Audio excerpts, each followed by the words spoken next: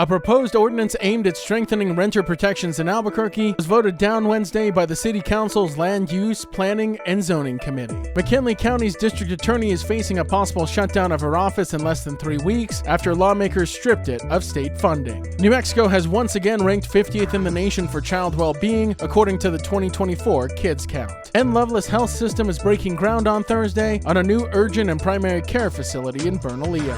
From the Albuquerque Journal, this is the leading news. I'm Gino Gutierrez. It's Thursday, June 12th, and I'll have more on those stories in a few moments, plus a look at Albuquerque's weather forecast on the other side of this break.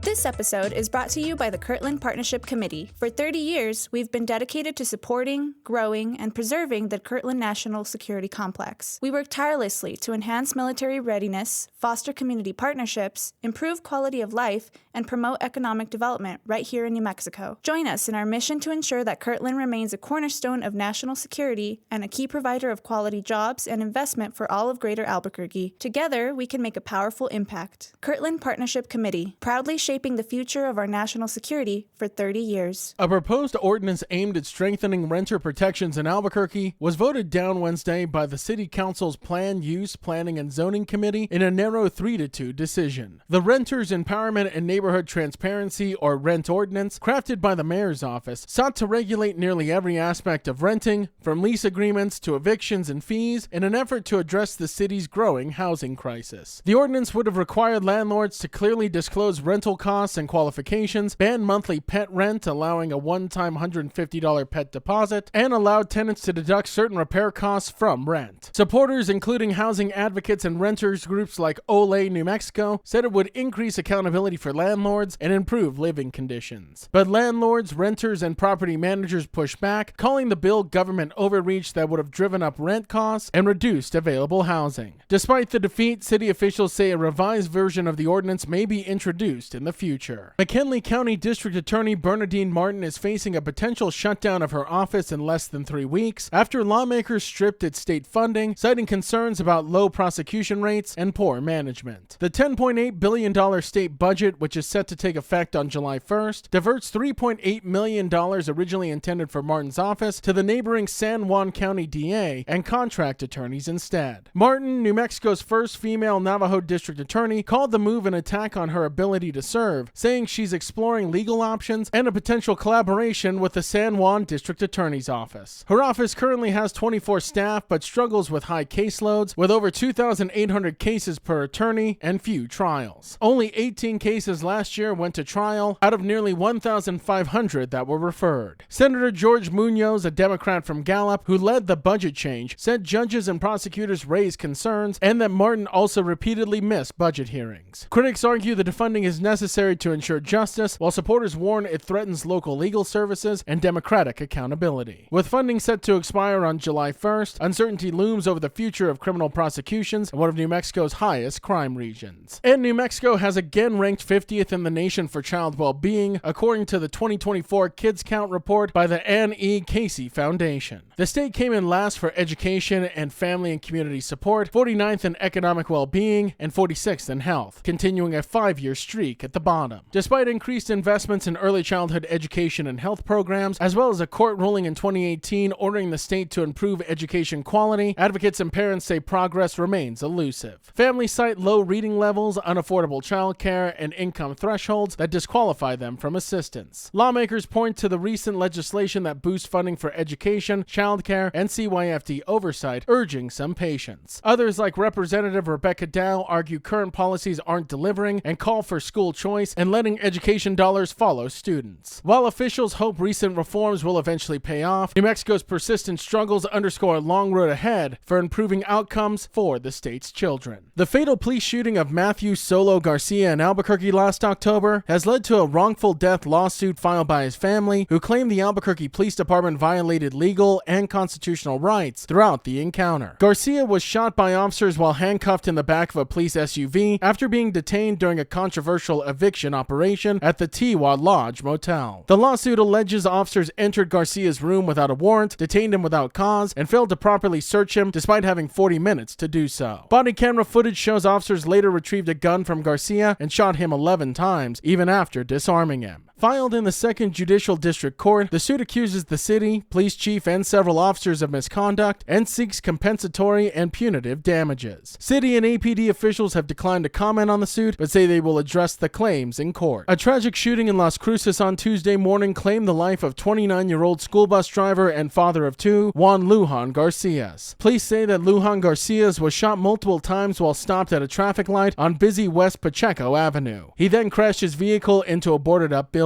He died at the scene despite life-saving efforts. The suspect, 35-year-old Pancho Garcia, allegedly fled to his room at a nearby Western Inn motel, where surveillance footage showed him returning with a handgun shortly after the shooting. A SWAT standoff followed, and Garcia surrendered around 11:30 a.m. without further violence. Garcia is charged with first-degree murder and is being held without bond. Prosecutors cite strong evidence, his past convictions for non-consensual sexual contact with a child, and a history of fleeing court as grounds to deny release. A GoFundMe launched by Lujan Garcia's wife, Crystal Lujan, describes him as a devoted husband and father, and also decries the growing violence in Las Cruces that stole her husband from her. And Loveless Health Systems is breaking ground Thursday on a new $5.3 million urgent and primary care facility in Bernalillo, its first, quote, neighborhood model clinic designed to operate independently from hospital complexes. Located at 554 Venda Plaza Drive, the facility is set to open in December. The hybrid clinic will offer primary care services on weekdays from 8 a.m. to 5 p.m. with 3 full-time providers and urgent care 7 days a week with extended hours. It will be staffed by about 15 employees and 4 providers. Loveless officials say the location addresses growing healthcare needs in the Rio Rancho Bernalillo area and aims to improve local access by placing care where residents live, reducing the need for them to travel to hospitals. The Leading News is powered by the journalism of the Albuquerque Journal. If you enjoy hearing all of the stories we share with you here daily, please consider becoming a digital subscriber to the Journal by utilizing the discount code in our show notes. Every subscription helps support local journalism and allows us to provide you with the stories that matter to you. Now taking a look at Albuquerque's weather forecast, isolated sprinkles are expected after 3 p.m., sunny with a high near 97. As for this evening, partly cloudy skies are expected with a low around 62. To keep up with all the latest news from the Albuquerque Journal,